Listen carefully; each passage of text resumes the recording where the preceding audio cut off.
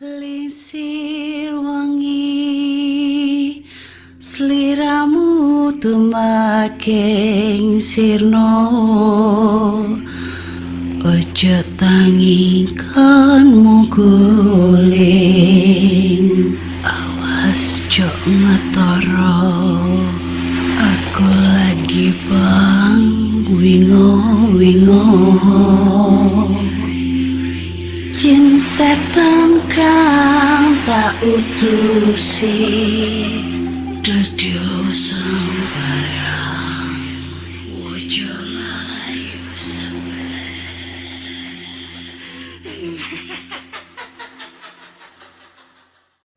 Hai Re, iya apa kabar?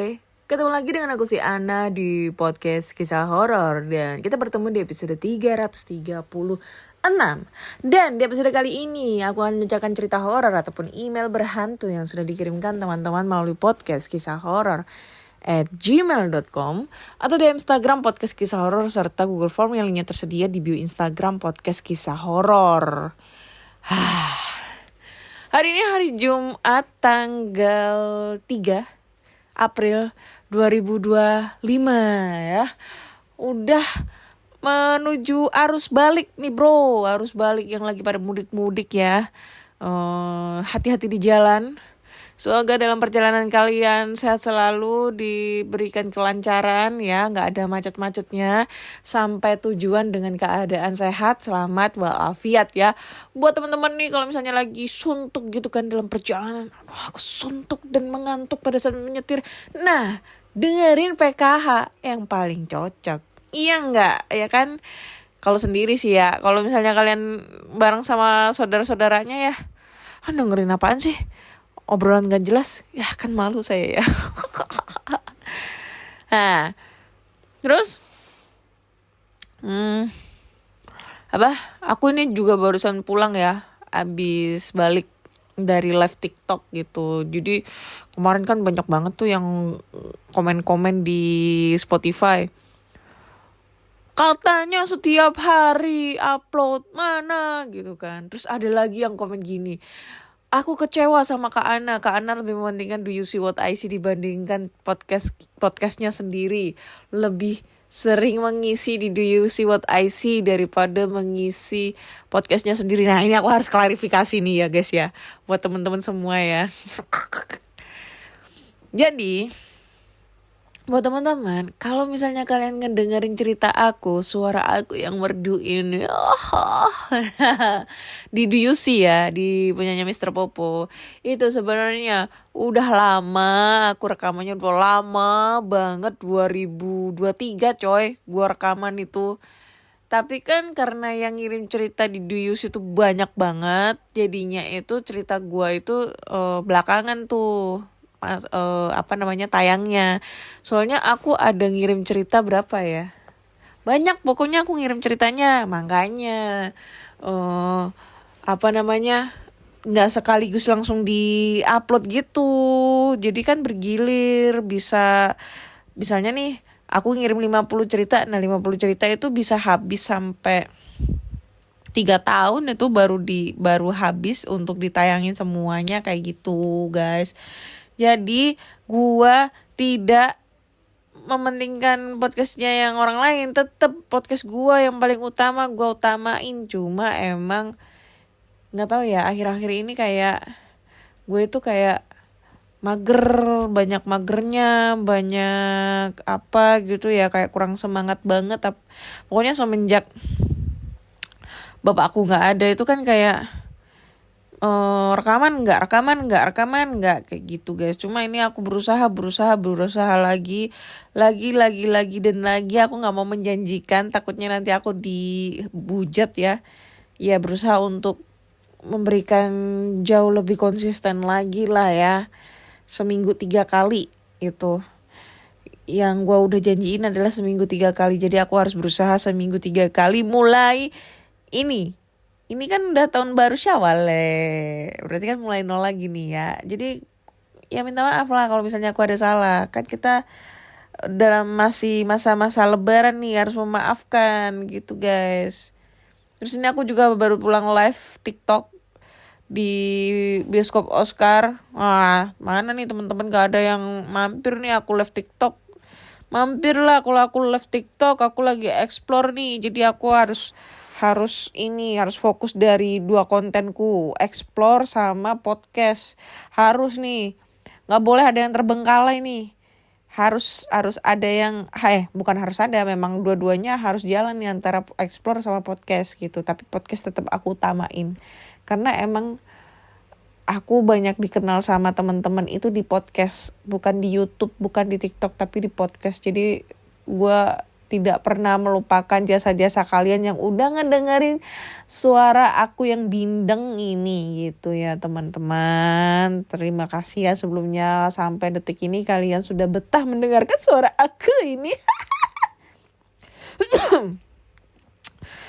Oke guys, langsung aja kita bacakan cerita horor yang sudah masuk di email. Dan cerita pertama kali ini itu datang dari siapa nih? Dari siapa nih? Dari anak jahanam. Aku nyari namanya tuh gak ada. Nama emailnya itu anak jahanam. Astagfirullahaladzim. Bisa gak nyari nickname itu gak usah yang gimana gitu ya. Anak jahanam ini kan kayak kurang sopan gitu loh kalau ngomong anak jahanam. Anak bajingan kan loh, anak kurang ajar, anak bajingan gitu, anak bangsat gitu kan. Gak apa-apa. Judulnya adalah Pengalaman Mistis Saat Berkemah di Gunung Salak. Weh, ini kayaknya keren nih ceritanya ya. Oke. Assalamualaikum warahmatullahi wabarakatuh. Salam sejahtera untuk semuanya. Curcol pengalaman aku di Gunung Salak. Sebenarnya agak memalukan sih. Jadi aku tuh naik ke Gunung Salak sekitaran tahun 2006. Dan formasinya 2 cowok 2 cewek. Nah yang 2 itu pasangan, sedangkan aku nih jomblo. Berarti 5 ya. Pas sudah sampai mau ke Kawah Ratu, kami putuskan bangun tenda dekat lapangan yang ada sungainya. Nah pas malam itu kita tidur berempat setenda. Cewek 2 di tengah, cowok di pinggir. Jadi posisinya aku, temanku cewek, temen aku dan pacarnya. Waktu itu aku ingat banget hujan turun dan dingin banget. Ketiga temanku udah tidur semua. Gak tahu kenapa, cuma aku yang gak bisa tidur. Gelisah sendiri sampai pas lihat jam di HP jam 11 malam dan gak ada sinyal. Pas aku lagi coba nutup mata, tiba-tiba kayak ada yang megang pipiku. Aku pun buka mata dan lihat temanku udah dideketin mukanya ke mukaku. Dan tiba-tiba nyium bibirku. Anjay. Ini adalah cerita untuk 18+ ya. Saat itu aku rasain lembab dan hangat bibirnya. Dan gak tahu kenapa aku ladenin aja dah. Bibir ketemu bibir. Sampai aku jabanin French kiss. Dia pun menanggapinya. Dilanjut aku peluk dia yang berada nindiin badannya di atasku. Jadi sebenarnya aku tuh suka juga sama doi. Sebut saja namanya Adele. Tapi cuma sekedar suka. Karena anaknya manis, kulit coklat, berhijab. Gak tahu kenapa aku gak berpikir aneh-aneh, bohong banget. Waktu itu mana mungkin cewek sealim dia bisa kayak gitu ke aku. Padahal aku gak terlalu deket sama dia. Sambil begitu kemudian dia arahin tanganku ke arah gunung kembarnya. Dan aku pun menanggapinya. Tangan aku masuk ke dalam baju dan aku remas. Ukurannya pas digenggam. Kok ini jadi cerita sange. Sampai kemudian tangannya Adele menuju ke si Joni kecil aku dan meremasnya. Lalu dibukanya kancing celana dan menyusuplah tangannya dan mulai memainkan Joni kecil. Kemudian sampailah aku buka celanaku dan dia membuka celananya dan terjadilah perkimpauan ya dengan posisi dia di atas badanku.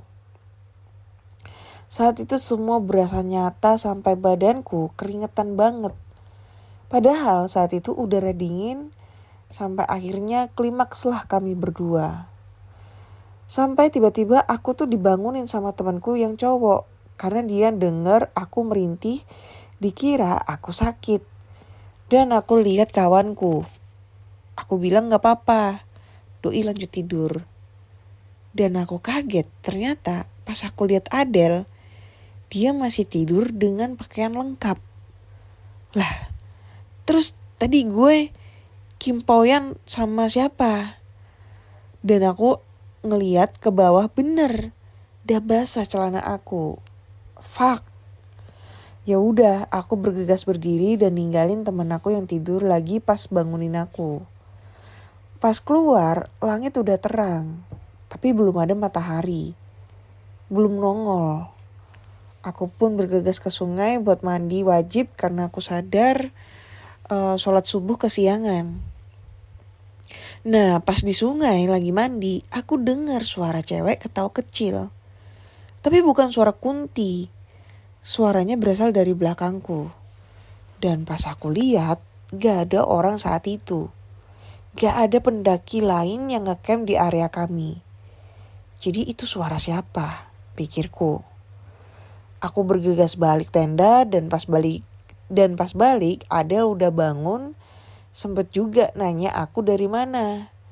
Aku bilang aku ambil wudhu mau sholat. Aku gak berani cerita ke teman-teman bahkan sampai pas turun gunung dan pulang ke rumah tentang kejadian yang aku alami. Iyalah, malu aku. Baru sekarang aja aku berani cerita. Aku mau tanya, kira-kira aku kimpoy sama siapa? Apakah cuma imajinasi atau ada makhluk halus yang berperan? Mungkin ada yang bisa bantu aku. Kalau kata temen aku, itu yang suka begituan namanya peri.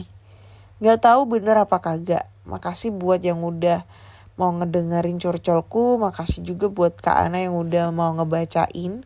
Maaf kalau kurang berkenan. Terima kasih banyak. Oke. Lu ceritanya sange bro. Ini podcast gue ada yang ngedengerin anak kecil. Ya, anak kecil bro. Anak SD ngedengerin podcast aku. Gue juga heran ya kenapa orang-orang suka ngedengerin podcast aku. Padahal aku juga ngebacainnya juga begini-begini doang. Menurutku juga bi aja gitu. Apa yang membuat mereka tuh betah ngedengerin podcast aku? Anjay, sombong dikit lah. Lagian ya, lu lagi ngedaki berempat tidur di tenda yang sama. Ngapain gitu lah. 2 cewek 2 cowok. Kayak mustahil banget kalau tidak begitu-begituan kalian berempat ya. Mustahil. Itu mustahil sekali. Gua gak mau ngejelasin. Karena pasti kalian semua yang ngedengerin juga udah paham gitu kan. Udah mustahil banget lah kalau tidak begitu-begituan. Berempat, lu gak normal. Berarti temen lu gak normal. Ya, apalagi di gunung coy. Tempatnya dingin gitu. Tapi bisa jadi itu setan yang menyerupai. Lu lagi berkimpau-kimpauan gitu. Kayak istilahnya mimpi basah lah ya. Kalau menurut gue sih mimpi basah sih ya. Maksudnya lu lagi dibawa ke alam bawah sadar gitu. Mimpi aja. Kan karena posisinya tidur berempat nih. 2 cewek 2 cowok. Pastilah ada mengundang kayak gitu. Apalagi di tempat terbuka. Di gunung coy. Untung lu gak jadi ini pasangan dempet ya. Coba kalau ini jadi pasangan dempet. Masuk berita, viral lu, mati dempet. Gitu guys, gue juga masih belum bisa memecahkan kasus ini ya. Ada dulu kasus orang meninggal gara-gara dempet. Tahu ya maksud gue dempet ya. Pasangan cewek sama cowok dempet nih. Meninggal nih dalam posisi seperti itu. Dipisahnya itu kelaminnya yang cowok dipotong. Gitu katanya. Dan itu katanya ada tuh, gue lupa tahun berapa ya. Mungkin kalau temen-temen pernah denger ya ceritanya. Itu katanya di kebun atau di gunung, gue lupa. Antara di kebun atau di gunung. Yang katanya lokasinya itu angker. Kayak mereka tuh mikir, daripada kita nyewa hotel sayang, mahal, kita coba dong kita melakukan di outbound gitu kan, sambil ngelihat pemandangan yang indah gitu. Kayak ada rasa tantangan tersendirinya ya, yang menjadi pemikiranku, kok bisa gitu mereka dempet gitu. Kalau secara ilmiah ya mungkin karena posisinya lagi di alam terbuka, wah banyak angin, akhirnya ibaratnya kayak masuk angin atau apa, gue nggak tahu, terus kram, akhirnya dempet tuh, nggak bisa lepas, sama-sama kram. Kalau secara ilmiahnya ya gitu guys katanya ya. Tapi kalau secara sisi mistisnya, karena itu melakukan di lokasi yang memang terbilang angker, di alam terbuka, di gunung lagi ya, akhirnya kalian dikutuk tuh, kayak dikutuk sama penunggu di sana supaya kalian meninggal dalam posisi dempet. Gue masih 50-50 tuh, kenapa tuh kok bisa kayak gitu guys. Nah mungkin teman-teman ada yang tahu tuh kenapa kok bisa kayak gitu, itu beneran apa enggak gitu loh. Cuma gue pernah dengar katanya ada gitu meninggal kayak gitu. Gue lupa, udah lama sih, tahun berapa gue lupa gitu. Kejadiannya entah di kebun, entah di gunung, gue lupa. Jadi kayak udah meninggal dua-duanya, terus dipisahinya itu yang punyanya si cowok itu dipotong, ditebas, das, habis bro. Tapi kan ya orangnya udah meninggal ya, itu baru bisa dikubur gitu. Jahanam, anak jahanam. Udah pas itu. Lu namanya anak jahanam. Soalnya cerita lu emang jahanam banget. Cir. Aduh, ada-ada aja ya. Oke, lanjut ke cerita kedua nih. Ini udah berapa menit ya? 16 menit. Cerita kedua ini datang dari Ardi. Judulnya adalah Mengikhlaskan Sang Kekasih. Wah, ini dari judulnya sepertinya udah sedih ya nih. Pasti cerita sedih nih ya. Mengikhlaskan Sang Kekasih. Jadi langsung aja kita bacakan ceritanya ya. Halo Kak Ana, perkenalkan saya Ardi. Ini pertama kali saya mengirimkan cerita ke PKH. Saya ingin menceritakan salah satu dari beberapa kejadian yang pernah saya alami. Dan kali ini saya ingin menceritakan tentang mantan saya yang terkena pelet. Dulu sekitar tahun 2004, awal pertama kali saya bertemu dengan dia, sebut saja nama dia V. Waktu itu kami masih sekolah. Aku duduk di bangku SMK dan V ini masih duduk di bangku SMP. Dari pertama kali pertemuan dengan V, hingga berjalannya waktu sampai si V ini lulus dan masuk ke bangku SMA. Dan di waktu itulah, saya dan V sudah menjalin hubungan. Tapi sayangnya, hubungan kami tak berjalan lama. Hingga akhirnya saya mendengar kalau dia menjalin hubungan dengan abangnya teman saya. Saat mengetahui hal itu, betapa kacaunya diri saya. Jujur saat itu saya masih sayang dengannya. Tapi bagaimanapun saya harus terima dan mencoba melupakan si V ini. Hingga suatu waktu di tahun 2006 saya mulai berkenalan dengan beberapa anak laki-laki yang usianya tak jauh beda dengan saya. Salah satunya sebut saja Ivan. Dari perkenalan itu kami sering nongkrong setiap malam hingga akhirnya saya tahu ternyata mereka semua ini adalah orang-orang yang mempelajari ilmu kebatinan. Dari perkenalan itu juga entah mengapa saya menjadi tertarik dengan kebatinan. Hingga suatu malam, entah malam apa, tepatnya saya sedang menikmati secangkir kopi dan sebatang rokok. Tapi anehnya saat itu saya begitu kuat merokok sampai akhirnya Ivan mengatakan kepada saya kalau ada leluhur saya yang mengikuti saya, hingga akhirnya saya pun belajar kebatinan. Singkat waktu saya pun teringat dengan V dan dengar-dengar saat itu V pun sudah putus dengan abangnya teman saya. Karena saya masih punya perasaan dengan V, hingga akhirnya saya meminta saran dengan teman saya yang lebih senior dalam hal kebatinan. Saya pun disarankan untuk melakukan sholat hajat dan puasa dengan niat untuk bersama lagi dengan V. Sampai tak berselang seminggu akhirnya pun kami berpacaran lagi. Hari demi hari kami jalani bersama hingga tak terasa kami sudah menjalani hubungan selama 2 tahun. Mana tadi? Oh ini. Dan di tahun inilah hubungan kami selesai. Di tahun kedua entah hari dan bulan apa tepatnya, siang itu ketika saya berada di rumah bersama Ivan, tiba-tiba saja perasaan atau batin saya merasakan sesuatu hal yang tidak enak tentang V. Mengetahui ada yang berbeda dengan raut wajah saya, Ivan pun bertanya, "Kenapa lo?" Dan saya jawab, "Gue ngerasa ada sesuatu sama si V, Van." Lalu Ivan yang lebih peka dari saya pun mencoba melihat atau menerawang V.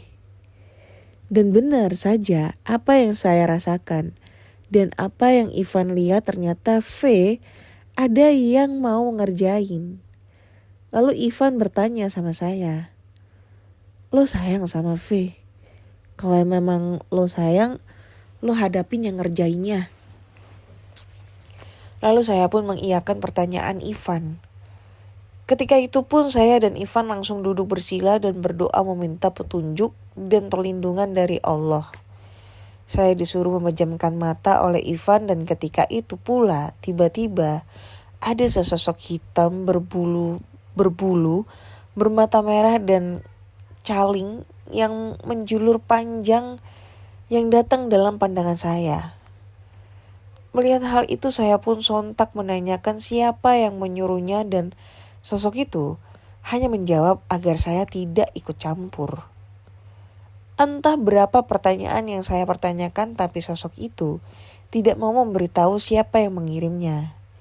Hingga akhirnya dalam penglihatan saya merasa sedang bertarung dengan sosok itu. Hal anehnya adalah walaupun saya hanya bertarung dalam penglihatan saya, ketika saya terkena serangannya, tiba-tiba badan saya merasakan sakit dan fatalnya adalah saat itu saya merasakan sesak yang teramat sangat. Dalam keadaan sesak itu saya melihat sesosok wajah pria. Saya tahu itu adalah mantan V jauh sebelum saya mengenal V, yaitu adalah Eko. Hingga akhirnya saya pun ditolong oleh Ivan untuk membantu saya. Setelah kejadian itu saya tidak menceritakan hal ini kepada V. Tapi tidak berselang lama entah berapa hari setelah kejadian apa yang saya rasakan, ternyata V ini sakit. Mungkin sehari atau 2 hari V sakit saya tidak ada komunikasi dengan V baik lewat telepon ataupun saya menjenguknya. Maklum saat itu saya sudah sibuk dengan pekerjaan saya dan saya pun tidak mau mengganggu V di saat dia sakit karena saya ingin dia fokus untuk kesembuhannya.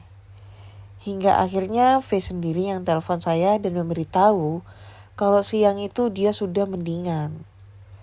Tapi yang anehnya, dia bilang adalah setiap maghrib pasti dia mulai merasakan badannya demam, tidak bisa tidur, dan yang membuat dia takut adalah setiap malam ketika dia sakit, V ini selalu melihat sosok wanita bergaun putih.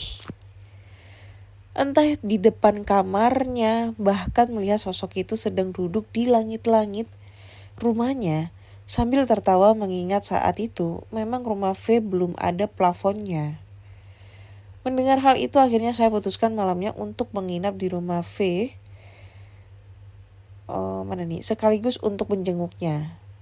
Tapi malam itu alhamdulillahnya tidak terjadi apa-apa hingga akhirnya V pun sudah sehat. Hari berlalu tidak ada kecurigaan dalam hati saya karena saya mencoba untuk berpositif thinking. Hingga akhirnya teman saya mengatakan kalau si Eko ini akan terus-terusan melakukan hal ini kepada V. Di situ saya berpikir keras mempertahankan V, tapi dia akan terus-terusan dikerjai oleh si Eko ini dan tidak tega melihat V sakit.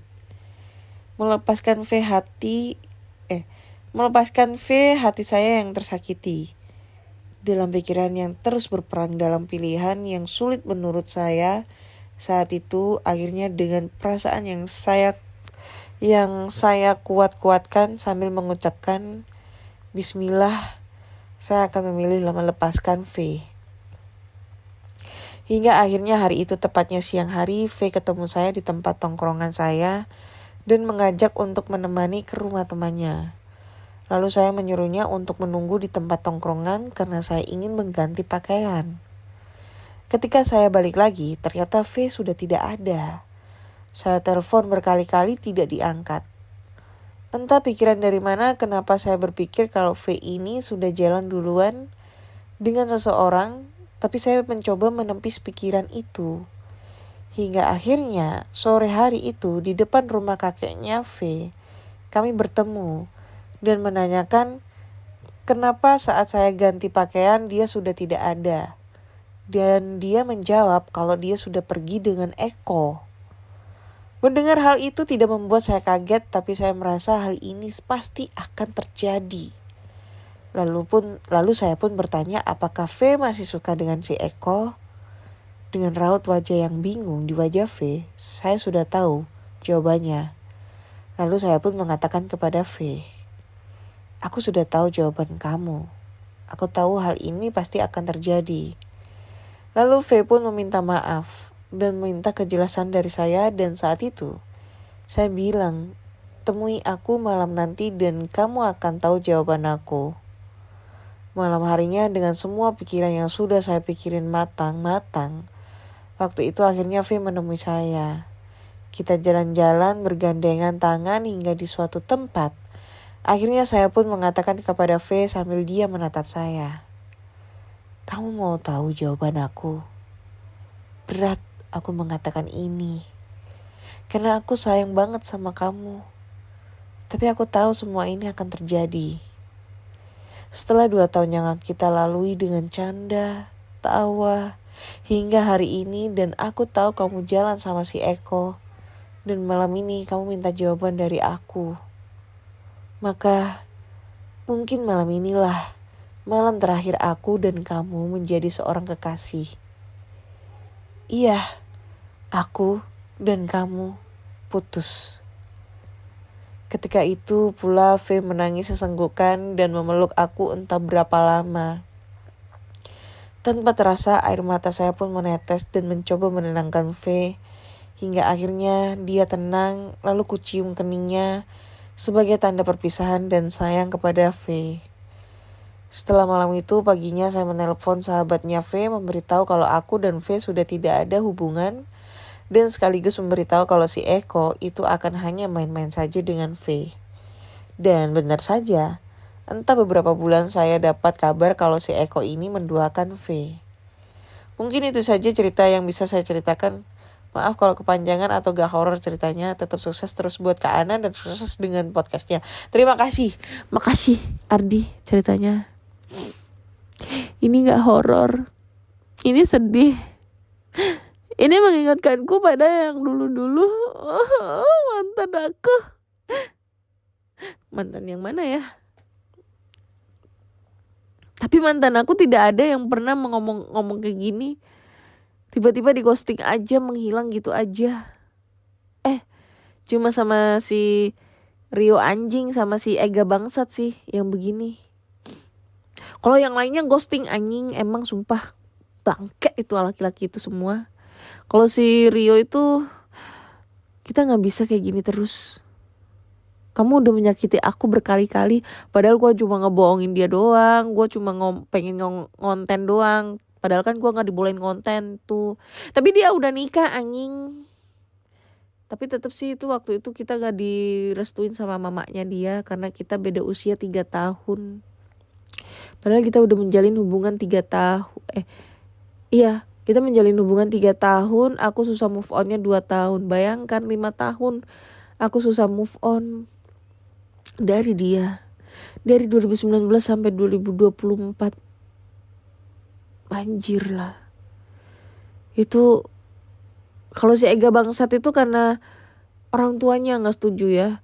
Itu perbedaan usianya juga lumayan jauh anjir. 91 sama 97. 6 tahun.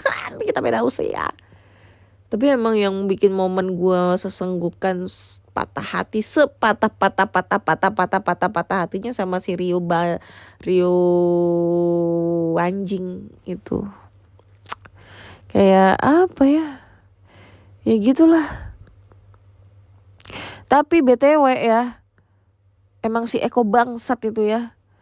Udah melet si V, terus ujung-ujungnya diduain.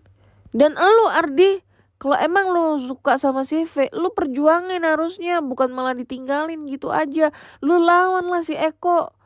Dengan kekuatan Allah, kamu pasti bisa mengalahkan semua itu. Dan sekarang gimana tuh? Lu jadinya nikah sama si V atau gimana? Atau V udah nikah? Atau gimana gitu? Kan gak tahu nih endingnya kayak gimana nih. Si V-nya udah bahagia, lu nikah sama si V, apa V udah nikah sama orang lain, atau lu masih nungguin si V gitu. Nah ini belum dijelaskan nih, ya kan? Tapi gue masih agak 50-50 percaya kayak gitu guys. Maksudnya yang masalah pelet-peletan ya. Karena gue gak tahu ya, gue itu udah usia 34 ya sekarang. Belum nikah-nikah gitu kan. Ya bukan karena pilih-pilih ya. Bukan, ini agak curcol dikit nih gue jadinya. Gue bukan karena pilih-pilih, jujur aja. Gue kayak udah malas ngebuka hati gue buat orang lain gitu aja sih. Karena setiap gue ngebuka orang lain, gue pasti putus gitulah. Nah, yang menjadi minusnya adalah gue kalau ngejalanin sama itu orang itu pasti lama tuh, tahun-tahunan. Jadinya kayak misalnya putus, gue tuh susah buka-buka buat orang lain. Karena gue untuk proses mengelupakan semua momen yang ada itu tuh lama prosesnya. Gak segampang itu boy. Makanya gue paling benci kalau ada orang, lu sih terlalu pilih-pilih. Gue pengen tampol mulutnya, gue pengen tendang itu mulutnya ya. Kalau ada yang ngomong kayak gitu, lu gak ngerti ya perasaan gue kayak gimana. Tiba-tiba diputusin, udah bertahun-tahun kayak gitu. Susah bro buat ngelupain momen-momen kecil itu, momen-momen bahagia kecil itu. Susah. Apalagi gue udah pernah gendong-gendongan tuh sama Rio di taman. Anjing. Mana dia udah jadi suami orang lagi, udah punya anak kali ya sekarang itu guys. Nah, terus gue kan pengen buka hati nih.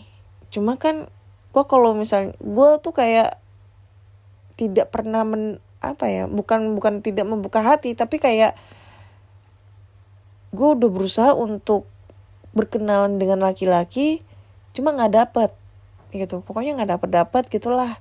Terus setiap deket sama cowok, misalnya kalau gue ngejalanin hubungan selalu ada aja putusnya. Entah itu masalah orang tua, entah itu masalah sifat satu sama lain, entah itu apa, di ghosting kayak gitu, ada aja putusnya. Nah katanya jodoh gue itu ditutup sama orang yang dulu pernah gue sakitin. Nah masalahnya gue gak pernah nyakitin orang. Yang ada gue disakitin mulu sama cowok gitu. Dan itu yang ngomong bukan 1-2 orang. Ada 4 orang yang ngomong sama kayak gitu. Nah tapi kan gitu kan bisa sih ya. Misalnya kayak gini nih, gue ngomong, maaf pak, saya tuh saya tuh kenapa ya gak dapet jodoh gitu.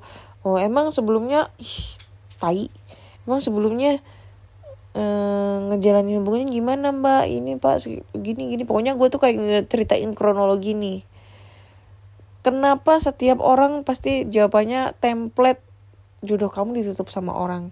Itu bisa jadi loh guys. Jadi kalian jangan terlalu percaya ya.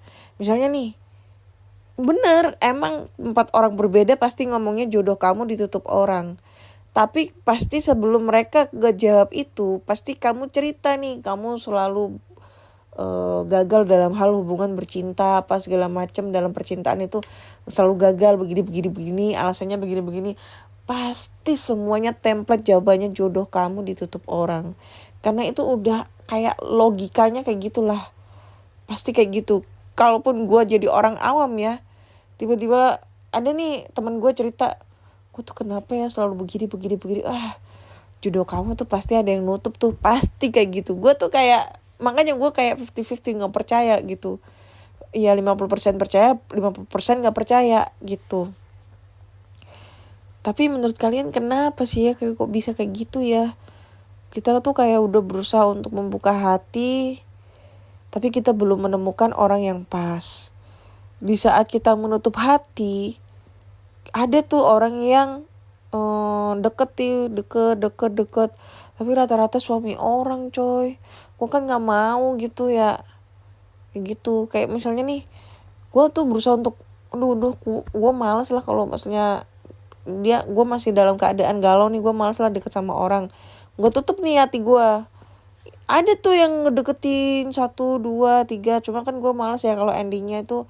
Gue mikirnya gini, gue kalau misalnya membuka hati orang dengan si A ini, gue malas kalau endingnya cuma dipermainin doang. Kayak si Nopek bajingan itu ya, yang terakhir itu udah terakhir kali gue ngebuka hati gue untuk orang lain. Karena endingnya gue kayak gitu. Gue belain tuh, gue jual HP buat ongkos berangkat ke Semarang, ujung-ujungnya gue digituin. Makanya gue kayak, udahlah malas lah gue kayak ngebuka hati gue ke orang lain gitu. Gitu guys. Ya itulah cerita curcol aku kali ini. Kok jadinya curcol ya? Gara-gara si Ardi nih ngomong masalah pelet-pelet, gue malah ke flashback dengan cerita-cerita gue nih ya. Ya udahlah, cukup sekian dulu lah cerita kali ini.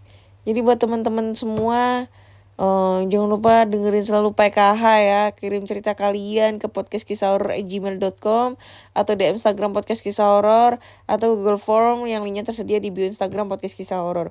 Gue belum buka sama sekali give form. Coba nanti gue buka give formnya, ada cerita baru apa enggak. Kalau DM udah pasti udah ada ya. Kalau email masih banyak nih bro yang belum gue baca gitu.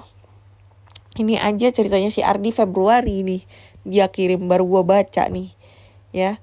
Terus jangan lupa juga tonton juga video-video gue explore. Gue saat ini belum ngevlog, jadi kalian bisa langsung aja nonton videonya di channel YouTube Ana Olive.